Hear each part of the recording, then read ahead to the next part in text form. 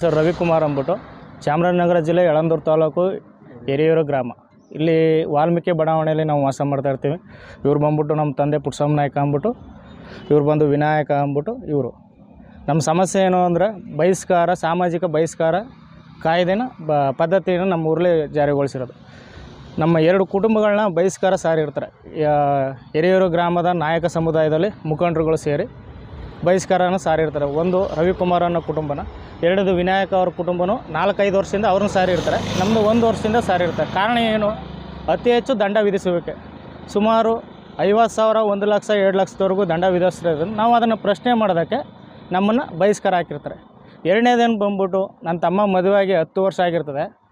ಆ 10 ವರ್ಷದಿಂದ ಈಗ ಆ ದಂಡವನ್ನು 50,000 ಹಣ ಕೊಡಿ, ನೀವು ನಿಮ್ಮ ತಮ್ಮ ಓಡೋಗಿ ಮದುವೆ ಆಗಿರೋದ್ರಿಂದ ಕೊಡಬೇಕು ಅಂದ್ಬಿಟ್ಟು ಅವ್ರು ಕೇಳ್ತಿರೋದ್ರಿಂದ ನಾವು ಕೊಡಲ್ಲ ಅನ್ನೋ ಕಾರಣಕ್ಕೋಸ್ಕರ ಅವರು ನಮ್ಮನ್ನ ಬಹಿಷ್ಕಾರ ಹಾಕಿರ್ತಾರೆ. ಇನ್ನು ವಿನಾಯಕ ಅವ್ರ ಕುಟುಂಬನ ಬಂದ್ಬಿಟ್ಟು 5-6 ವರ್ಷದಿಂದ ಅವ್ರನ್ನೂ 1 ಲಕ್ಷ ದಂಡ